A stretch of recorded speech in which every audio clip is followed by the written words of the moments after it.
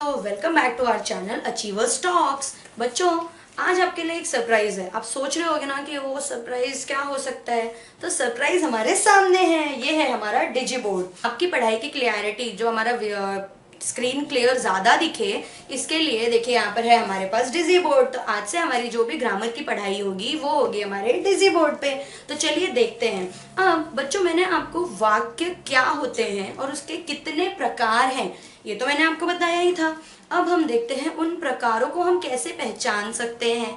जैसे आपके एग्जाम्स में आपको आता है कि वाक्य के प्रकारों को पहचानो और उनके नाम लिखो।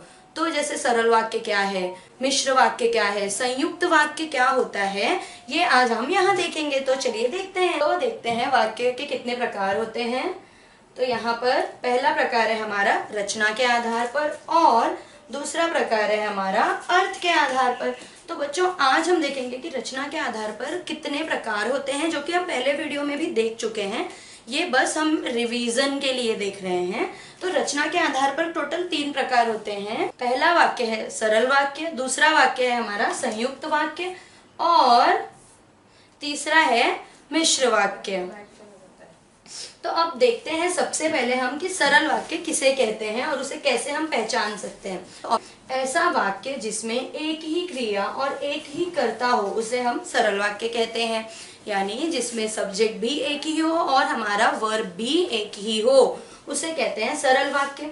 अब सरल वाक्य को साधारण वाक्य भी कहा जाता है। जैसा कि बच्चों आप देख सकते हो कि सरल वाक्य को क्या कहा जाता है। सरल वाक्य से संबंधित जो भी वाक्य होते हैं उसमें एक कर्ता और एक क्रिया होती है। तो सरल वाक्य के उदाहरण कुछ इस प्रकार हैं। पहला है राम किताब पढ़ता है।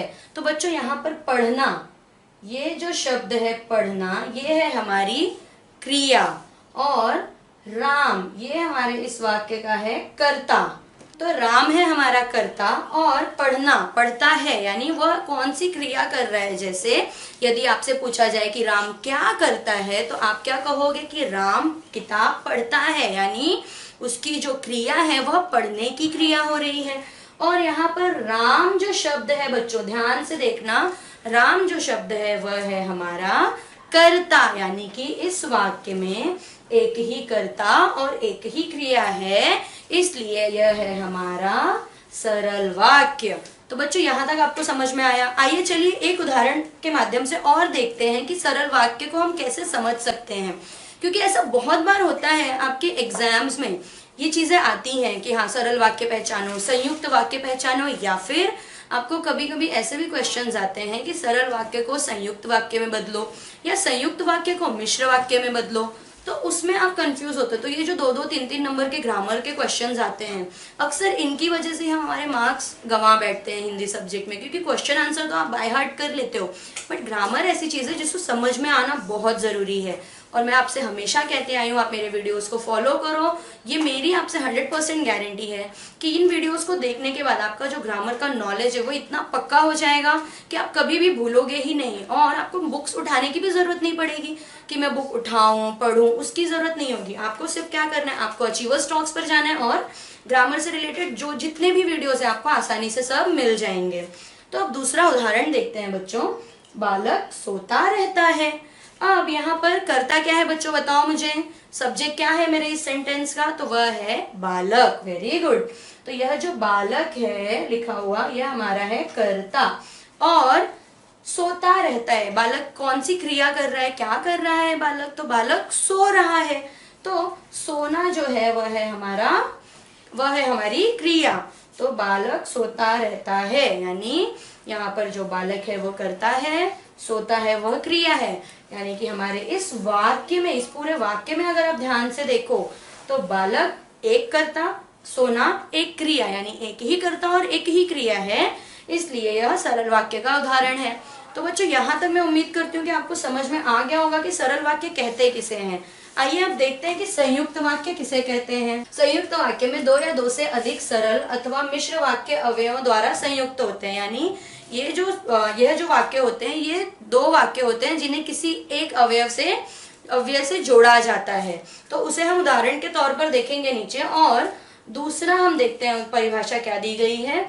संयुक्त वाक्य में 2 या 2 से अधिक सरल वाक्यों को और एवं, तथा, या, अथवा, इसलिए, अतः, फिर भी, तो, नहीं तो, किंतु, परंतु, लेकिन, पर आदि का प्रयोग करके जोड़ा जाता है। यानी यहाँ पर दो सरल वाक्य होते हैं और उन दो सरल वाक्यों को यहाँ पर जो अव्यय दिए हुए हैं इन शब्दों की सहायता से उन्हें जोड़ा जाता है। जैसे हम बोलते हैं ना, कोई चीज टूट गई तो फेविकोल से जोड़ दो, बस वैसे ही दो अलग अलग वाक्य हैं, आपको उन्हें जोड़ना है और उन्हें जोड़ने के लिए हमें फेविकोल चाहिए। लेकिन फेविकोल क्या होगा हमारा, ये सारे वाक्य होंगे जो यहाँ पर दिए गए हैं। तो बच्चों आइए अब हम उदाहरण देखते हैं। तो बच्चों पहला उदाहरण है, मीना बहुत बीमार थी, अतः, ध्यान देना बच्चों, अतः स्कूल नहीं आई। यानी ये जो मेरा पहला वाक्य है ये मेरा पहला सरल वाक्य, यह जो दूसरा है यह दूसरा सरल वाक्य। तो अब इन दोनों को जोड़ने का काम कौन कर रहा है? जैसा मैंने कहा फेविकोल का काम कौन कर रहा है? तो फेविकोल का काम, यह जो शब्द है अतः, ये मेरा फेविकोल का काम कर रहा है बच्चों। यानी इन दो सरल वाक्यों को जोड़ने का काम यह शब्द कर रहा है। मीना बहुत बीमार थी, अतः वह स्कूल नहीं आई। अब हम दूसरा वाक्य देखेंगे, उसने बहुत परिश्रम किया किंतु सफल नहीं हो सका। अब इस वाक्य में बच्चों आप मुझे बताइए कि दो सरल वाक्य कौन से हैं?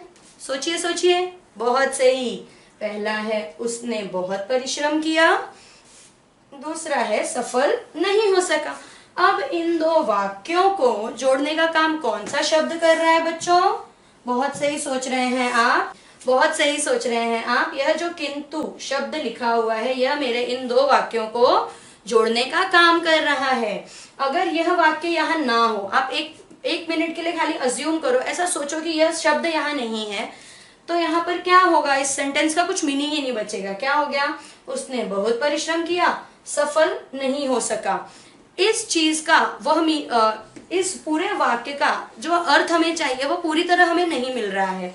लेकिन जब हम बोल रहे हैं उसने बहुत परिश्रम किया किंतु सफल नहीं हो सका, यानी उसने हार्डवर्क तो बहुत सारा किया लेकिन उससे सक्सेस, सफलता नहीं मिल पाई। तो बच्चों ये आपको समझ में आ गया सरल वाक्य क्या होता है, संयुक्त वाक्य हम किसे कहते हैं।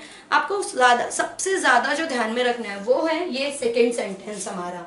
जब आप देखोगे संयुक्त वाक्य में दो या दो से अधिक सरल वाक्यों को और एवं यहाँ पर जो शब्द दिए गए हैं इन सब का प्रयोग करके जोड़ते हैं, तो जब आप इन शब्दों को याद रखोगे तो आप बहुत इजीली, बहुत आराम से संयुक्त वाक्य के उदाहरणों को पहचान सकते हो, संयुक्त वाक्य आप स्वयं बना सकते हो और ग्रामर के जो 2-2, 3-3 मार्क्स होते हैं ना वो आप ऐसे ऐसे चुटकियों में मिल जाएंगे आपको। अब देखते हैं कि मिश्र वाक्य किसे कहते हैं। तो बच्चों मिश्र वाक्यों की रचना एक से अधिक ऐसे साधारण वाक्यों से होती है जिनमें एक प्रधान वाक्य होता है और दूसरा वाक्य आश्रित होता है। आश्रित होना मतलब क्या? अब आप सोच रहे होगे ना कि आश्रित मतलब क्या होता है, क्योंकि ये तो शुद्ध हिंदी आ गई। और आप इंग्लिश मीडियम के बच्चों का प्रॉब्लम क्या होता है पता है? आप लोगों को हिंदी बोलना आता है, मैं नहीं कह रही हूँ कि आपको हिंदी बोलना लिखना नहीं आता, आपको बहुत अच्छे से आता है, लेकिन कुछ ऐसे शब्द होते हैं जिनकी मीनिंग हमें नहीं पता होती है। तो अगर उनकी मीनिंग हमें इंग्लिश में भी पता चल जाए ना तो भी हम आंसर बहुत अच्छे से लिख सकते हैं। अब जैसे यहाँ पर आ गया आश्रित, तो यह जो आश्रित शब्द है इसका मतलब होता है डिपेंडेंसी, किसी के ऊपर डिपेंड रहना।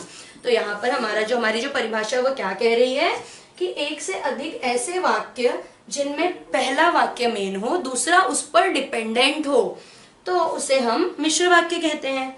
आइए देखते हैं, मिश्र वाक्य में प्रधान वाक्य को आश्रित उपवाक्य से जोड़ने के लिए जो आपस में की, जो, क्योंकि, जितना, उतना, जैसा, वैसा, जब, तब, जहां, वहां, जिधर, उधर, अगर, यदि, तो, यद्यपि, तथापि आदि का प्रयोग किया जाता है। यानी जो मिश्र वाक्य हैं उन्हें एक दूसरे से जोड़ने के लिए, जैसा कि मैंने पहले भी आपसे कहा कि संयुक्त वाक्य में जैसे हम फेविकोल का यूज करते हैं कुछ शब्दों के रूप में, उसी तरह फेविकोल का यूज हम यहाँ भी करेंगे। वही रियल का फेविकोल नहीं लगाना है आपको क्या करना है, आपको इन शब्दों को यहाँ पर रखना है जिससे आप प्रधान वाक्य और उससे उससे जो आश्रित वाक्य है यानी जो उस पर डिपेंडेंट वाक्य है, उन दोनों के बीच में एक शब्द डालने से आपका मिश्र वाक्य तैयार हो जाता है। पता है ना, मुझे पता है आप सबको बहुत अच्छे से सारी चीजें पता है, लेकिन फिर भी हमारे लाइफ में जो पुनरावर्तन, जो रिवीजन है ना, बहुत जरूरी होता है। तो आइए देखते हैं इसका उदाहरण क्या है।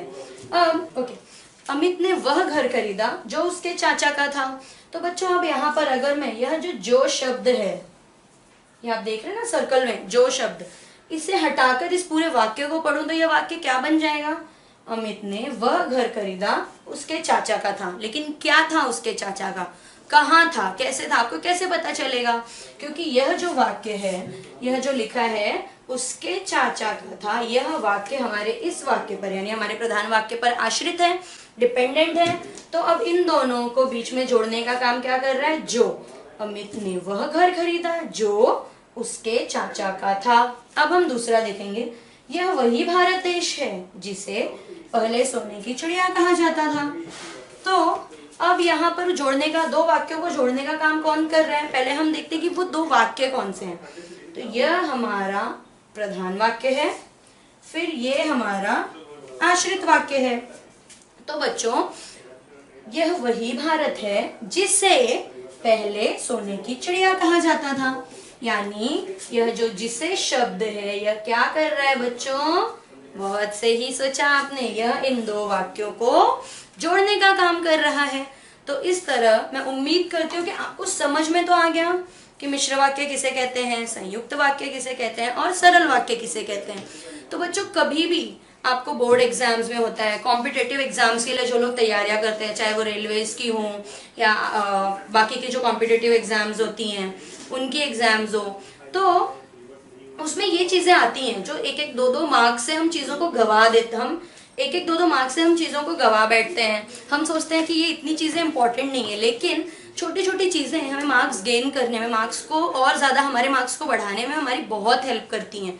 तो बच्चों, अब मैं उम्मीद करती हूँ कि आप ये पूरा वीडियो अच्छे से देखेंगे।